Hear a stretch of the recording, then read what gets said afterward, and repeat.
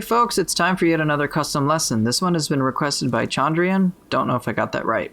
So before I talk about everything here, in the future, for anyone who's making custom lesson requests, if you could just make your request concise, have just the important stuff in the beginning, like the soul cores, the weapons, the guardian spirits, that helps, and then you can have your text walls after the fact. It just helps me more than anything. Alright, I'll try my luck with the custom lessons as well. I really enjoy playing Hatchets and Sword, however I struggle a lot with the depths. It is very hard to keep the pressure going as both these weapons feel like they have too long pauses between the damage, and I struggle to keep up without Yokai Shift, and I hope to get back to these weapons and clear the depths again with them, because I hardly find an opportunity to play them nowadays. So since it's a depths ability, you can choose between Purity or Corruption. I use 6 Oya, 7 Izanagi, or 6 Oya, 7 Makatsuhi, so you can change them around, I don't mind. Ho-Oh or Baku? I personally like Ho-Oh more because it's easier to get confusion going, however it seems very hard to capitalize on it with Hatchets or Sword. Spamming Deadly Spiral sorta seems alright, but I don't like it. I'd like to see someone else's gameplay. Now one thing to know is that I'm not going to worry about like deeper depth stuff. It's just a whole build consideration to take into account, and I don't usually do that with my custom lessons. This is just purely about how you can work with the setup, and then when it comes to depth stuff, that's pretty much just going to be, do you have a super crazy build, and so on and so forth. But in any case, I went with Ho-Oh, but let's continue on with this request. Soul Core wise, you can do whatever. I use Fuki, Kasha, Onryoki. I'm going to use all of those. Weapons will be Hatchets and Sword, and showcase one purple Nightmare Bringer, preferably no Yokai Shift, because I want to see the weapons at their full potential. Don't worry, that will happen. But yeah, bottom line, you can change the build however you want, so long as it's Corruption or Purity, but keep the two weapons. Anyway, I will really appreciate it if you'd have the time to make it, since I'm sure I'll get a lot of insight from it. Thank you. You're most welcome. So, again, in the future, please just make sure your custom lesson requests are concise, just for the intro purposes. In any case, I am working with Hatchets and Sword, of course, and let's just showcase the specific ones. I'm using Demon Horde Katana, Demon Horde Hatchets. You can see that's purity based stuff, so I didn't use Baku, I'm using Ho-Oh. It's fairly interchangeable in my opinion. You just get corrupted weapons and get, I mean, you're going to use a corrupted guardian spirit anyway, so it's fine. Just you'll be alright. You don't really need these grapple bonuses. I'll talk about more about what I do, and let's just showcase the guardian spirits in question. So we have Ho-Oh.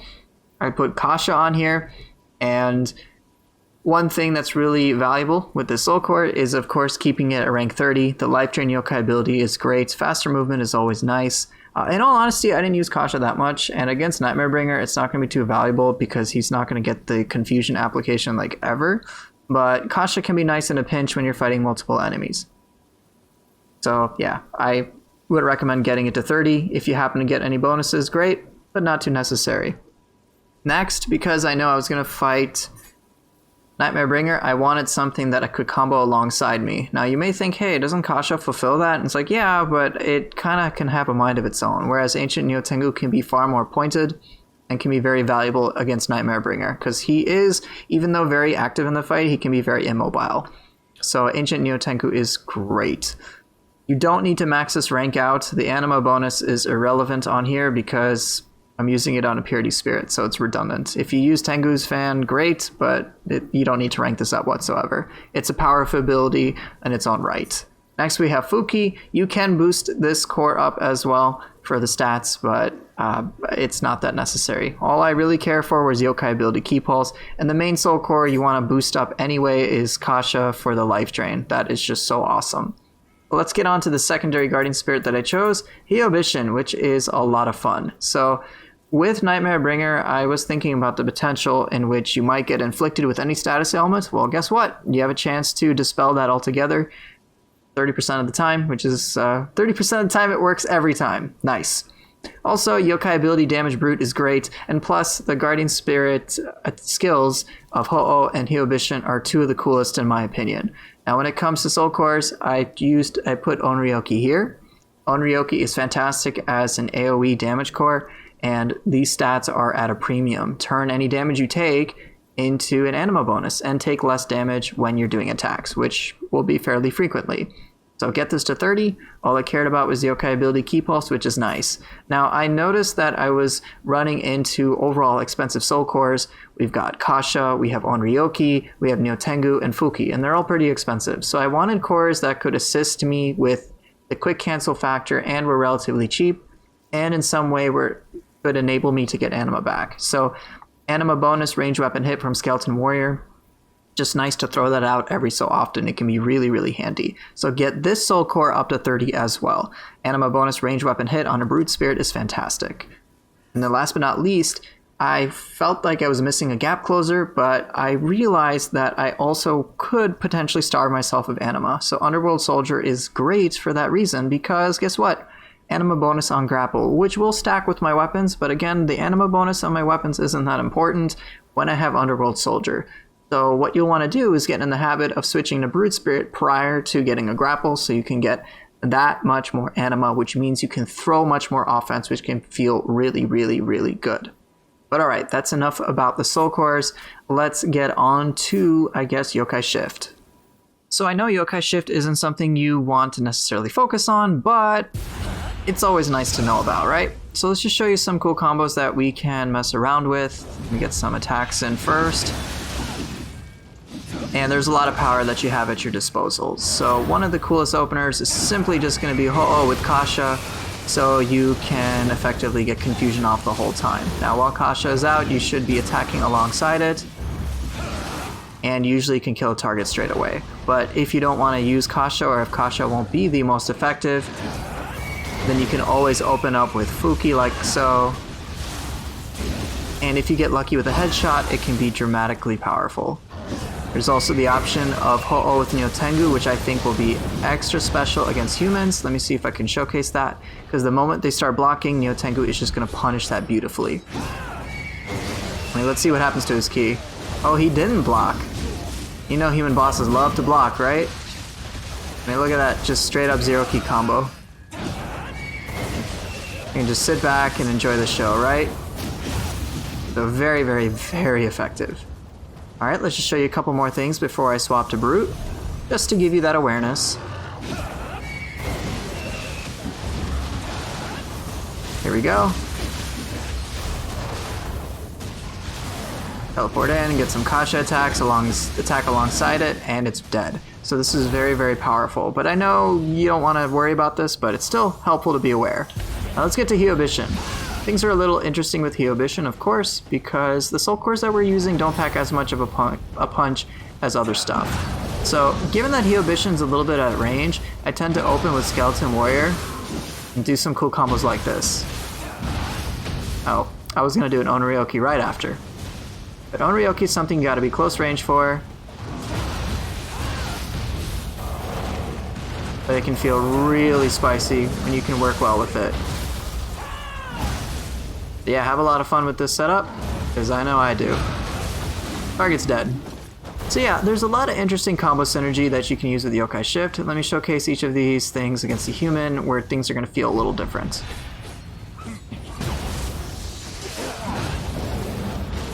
Go on. It's always fun to know what you can do. And if you still lived, Onryoki, right? Kind of neat. So yeah, that's going to be it for Yokai Shift. Let's showcase some actual weapon-based play. Weapon-based play is certainly the name of the game, so I'm going to really, really focus on that, as that's what you requested. But let's just show you some cool combos that you can do. Just weapon independent at first, but then I'm going to strongly recommend that you get used to using your soul cores, because that's going to make such a huge difference for your combo play. A lot of this stuff is pretty easy to practice against humans, since we have the great option that Nyotengu is. Surprised he didn't block even once. Very nice.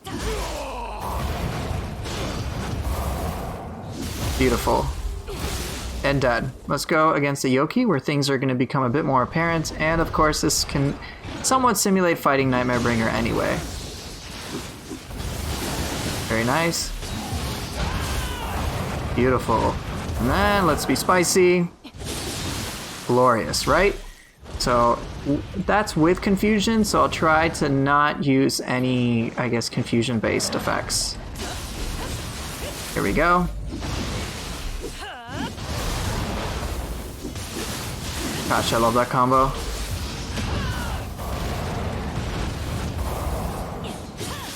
Well, what you got? Oh, I thought he was gonna counter there.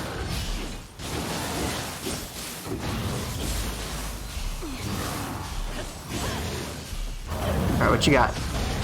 Nothing. Cool. Alright, let's do some more stuff. How about nope? Aw, I didn't get the headshot.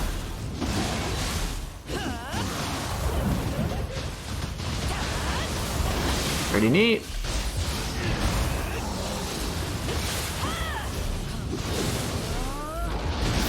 Very nice. Oh, that sucked! But he's dead. There's so many things I could do, it's kind of hard to brainstorm. There's all of the possibilities. Okay, I got an idea. What you got? Very nice, right? What you got, dude? Really? Oh, no, no, no, no. Come here, come here, come here. Do it again. Oh, I'm just joking, man. Oh, can't Izuna drop cancel this guy.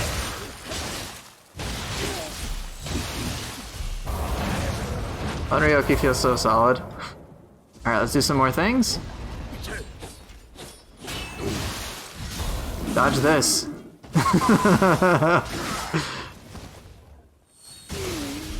You ain't going nowhere.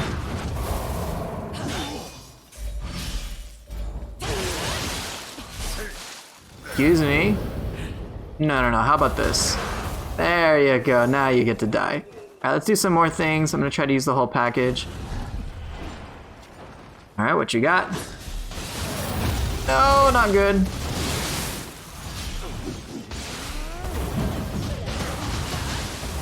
Okay. Glorious. Let's try some other things.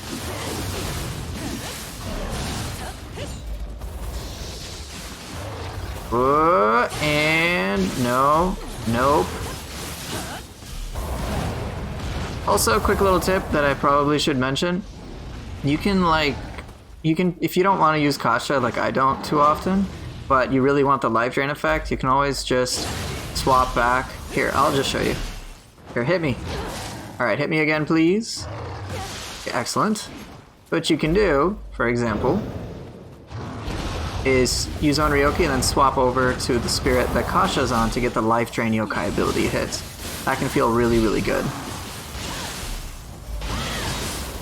Just a quick swap. It does take a bit of practice, but it can be extra spicy.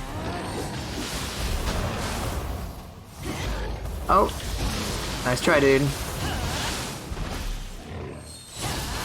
And let's do something stylish. Alright, let's fight each enemy one more time, and then we'll get to Nightmare Bringer.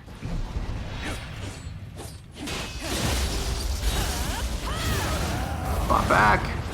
Get in the habit of that, it can feel really good.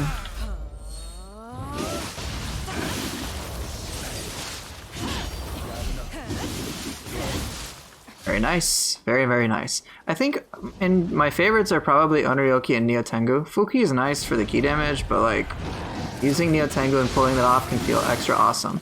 Alright, here, let's take some damage. Swap back. Got my life back. Very nice. So once you get into the habit of that, they'll feel really good. So that's something I think you can tangibly do. What you doing? How did that happen?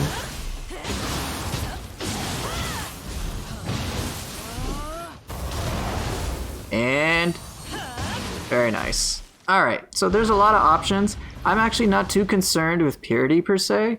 If I really need to, or if you really need to, of course you can use Yokai Shift, which I know we won't do, but I think it's much more important to keep up a rhythm with using these weapons and these cores. And as you can see, if we are able to apply purity, the power is just going to be amplified that much more.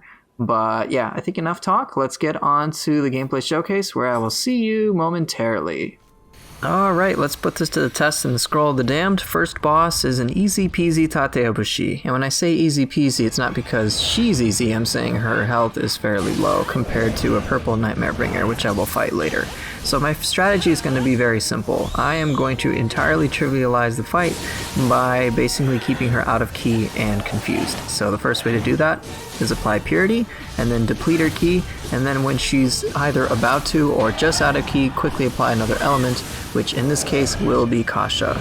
So for the most part, I am just using my knowledge of the fight to do some really cool things like break her horn and deplete most of her ki. So she's getting pretty low on it now, so I'm preparing to use Kasha so I can basically just nuke her. Alright, she's pretty low, almost out of ki, just about. Alright, now she's out, let's throw out Kasha, confusion has been applied, and now she's helpless. And I'm just going to attack non-stop, and as you can see I'm getting away with so darn much. Alright, let's throw in some damage. Onryoki, look at that, beautiful, and she's basically dead. And then might as well just use something real quick, and yep, she's gone. So that's it. So when confusion can be activated, it's really powerful, but now you're going to see what happens when that's not the case against a purple Nightmare Bringer. Now I whiffed the first burst attack, which sucks, so my strategy is just going to be to keep the rhythm established, or just get it going in the first place, and that's essential with Nightmare Bringer. You can use a lot of different moves with both the swords and the hatchets in order to basically go around him. I was gonna say circumnavigate, circumvent, my bad. But yeah, try to get behind him, constantly stay on the move, and when you can keep that rhythm going, Nightmare Bringer can be a pretty engaging fight.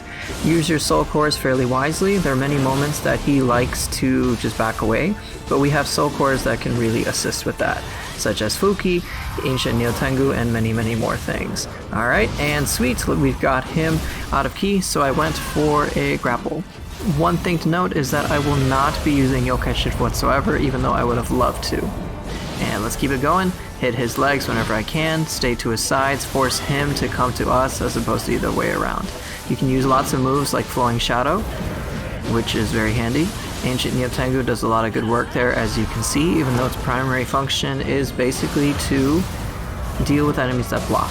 But alright, Nightmare Bringer's out of ki. This is the perfect moment to punish him as much as possible. You can see how Onryoki is doing pretty good work here, so I'm just going to go all out. Now normally I would have probably transitioned to Yokai Shift because I had that opportunity, but I will not whatsoever.